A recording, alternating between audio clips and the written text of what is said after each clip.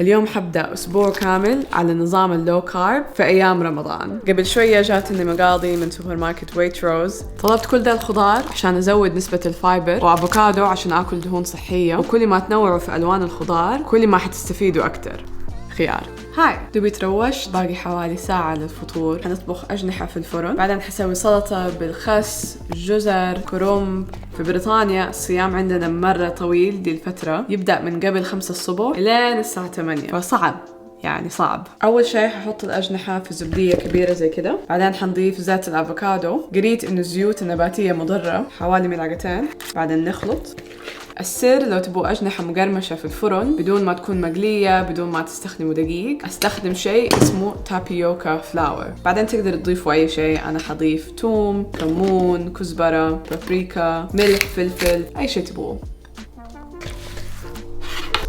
باقي 20 دقيقة على الأذان، خلينا بسرعة نسوي السلطة. الله شوفوا الألوان كيف. Alexa, what time is it? It's 7:42 p.m. أذن. تمر. حنضيف كمان زيتون ومايونيز عشان نضيف دهون صحية. هذا المايونيز مصنوع من الأفوكادو أويل.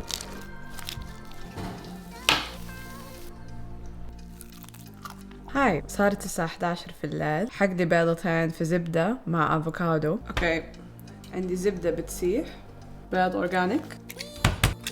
بالغلط كسرت هذه البيضة. حناكله مع أفوكادو.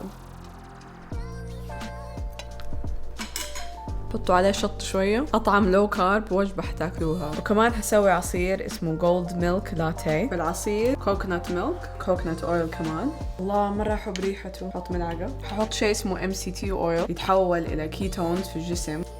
كركم. هذا بروتين نباتي، ححط ملعقتين بروتين. قررت أجرب هذه الوصفة عشان طبعا ما أقدر أشرب القهوة حقتي في الصبح، البولت بروف كوفي اللي بالزبدة، فهذه الوصفة تشبهها بس طبعا بدون قهوة بدون كافيين عشان نقدر ننام. بس إن شاء الله بكرة حتساعدنا في الصيام. خلينا ندوق. والله رهيبة. لما تاكلوا لو كارب هاي فات المفروض طاقتكم تفضل زي ما هي طول الوقت، تجوعوا أقل في نفس الوقت تنحفوا. تصبحوا على خير. الساعة 8 إلى 5 أذن قبل 10 دقايق ودوبي وصلت البيت. اوه ماي جاد. لما اكلت وجبات لو كارب ما بدأت احس بالجوع لين حوالي الساعة 3، مو زي اول يومين لما اكلت كارب سمبوسة كعك حسيت بالجوع اكتر بكتير. فاليوم حنستمر، حنفطر ريش بروكلي. هذا نوع اسمه تندر ستام بروكلي، مرة اطعم من البروكلي العادي. عشان اطبخ الريش اول شيء ححمي افوكادو اويل. في الصاج الثاني ححط سمن غي عشان البروكلي، ملعقة صغيرة. احط على الريش ابازير، ملح، فلفل، كمون. بعدين حنطبخها على الصاج.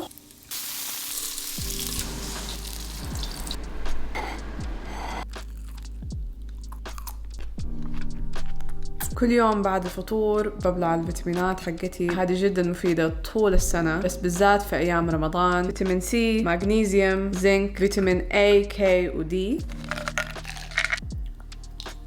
طول الليل بشرب موية. لو انتم من النوع اللي تحبوا الحلا تقدروا تاكلوا دارك شوكليت. بالنسبة لي هذا أطعم نوع. دي الأيام في مليون نوع دارك شوكليت، في شيء 90% كوكو. جربت 100%، استغفر الله ما أنصحكم به. الإنسان يحتاج سكر قليل في الحياة. صارت الساعة 11 في الليل، فحسوي بروتين شيك وحخلطه مع الكوكونات ميلك.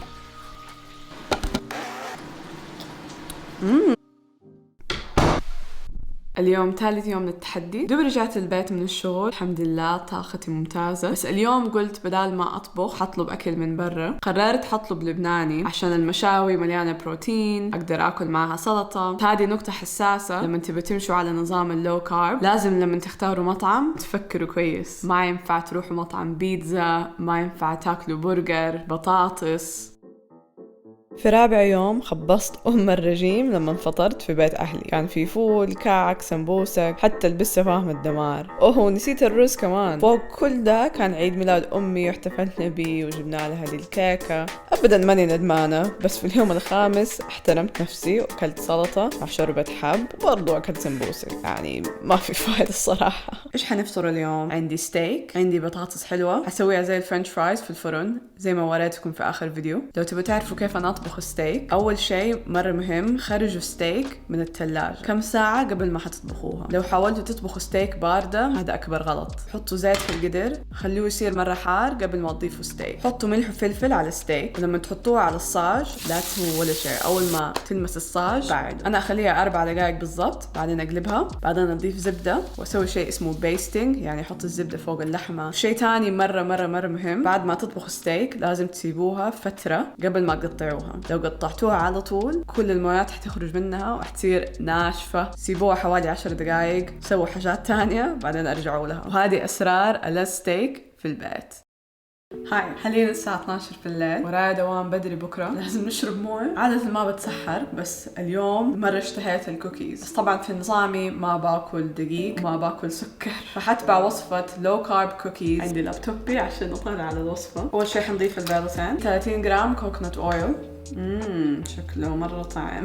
بعدين حنضيف 30 جرام عسل، كمان حضيف فانيليا. دحين نخلط. زيت كان المفروض يكون سايح بس ما كان فيه يسيح الصراحة، إن شاء الله يسيح من الحرارة وأنا بخلطه. دحين حنضيف 65 جرام كوكونات فلاور، ملح، بيكنج باودر، ربع ملعقة صغيرة، ونخلط. حقطع هذه الشوكولاتة وأحطها في الخلطة.